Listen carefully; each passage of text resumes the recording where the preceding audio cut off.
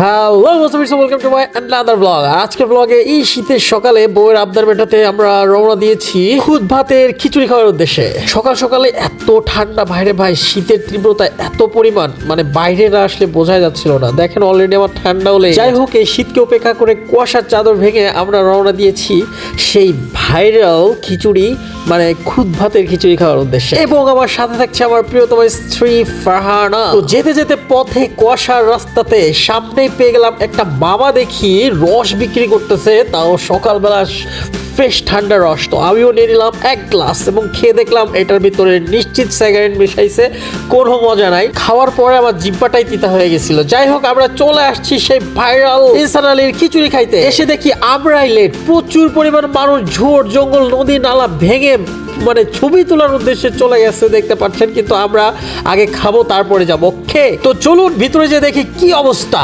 এই যে সেই ভাইরাল ইনসান আলী মামা, যাকে দেখে চিনে রাখুন এবং এইখানেই কিন্তু অরিজিনাল এবং অথেন্টিকটা পাবেন।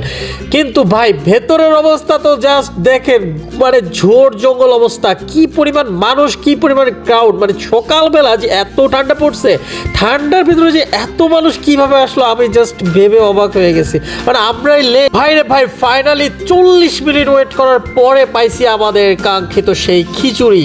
তো চলুন টেস্ট করে দেখা যাক খিচুড়ির কি অবস্থা। আসলে কি খিচুড়ি খাইতে মজা, নাকি শুধু শুধু এত মানুষ শীত উপেক্ষা করে এখানে আসছে এবং আমিও চলে আসছি আমার বউকে নিয়ে। খাইতে বসলে সামনেই কিন্তু দেখতে পারবেন সরিষা বাগান। এই সরিষা বাগান সামনে নিয়েই কিন্তু এত সুন্দর পরিবেশে আপনি খাইতে পারবেন এখানে। তো দেখুন এই যে হচ্ছে খিচুড়ির ফাইনাল লুক। ওয়াও, দেখতেই কিন্তু অসাম লাগতেছে এবং সাথে আছে 5 প্রকার ভর্তা এবং ডিম ভাজি। শুধু দেখলেই কি হবে, খেতে হবে না। তো চলুন দেখে আসি টেস্টটা কেমন। একটু ভর্তা, একটু ডিম ভাজি, ওয়াও, সাথে একটু মাখিয়ে দিয়ে দিলাম গালে।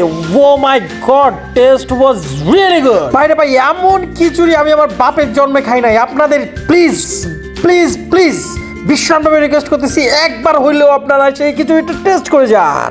আমার বউ দেখেন খাইতেছে আর খাইতেছে, গালে শুধু দিতেই আছে, তার এত ভালো লাগছে। খাওয়া দাওয়া শেষ, সোনার বাংলাদেশ। তো এখন আমরা চলেন দেখে আসি মানুষ যে সবজি বাগানের ভিতরে যে ছবি তুলতেছিল সেইখানে। ওয়াও, এখানে তো দেখতেছি পেঁয়াজ লাগাইছে। আসলে কি কেরানীগঞ্জ কিন্তু সবজির জন্য খুবই বিখ্যাত, এখানে প্রচুর পরিমাণে সবজি ফল। এখানে কিন্তু আমার সব থেকে ভালো লাগছে এই সরিষা। দেখুন সরিষার ফুলে কত সুন্দর কুয়াশার আবরণ। যাই হোক আজকে এখানেই শেষ করছি আমাদের পর্ব।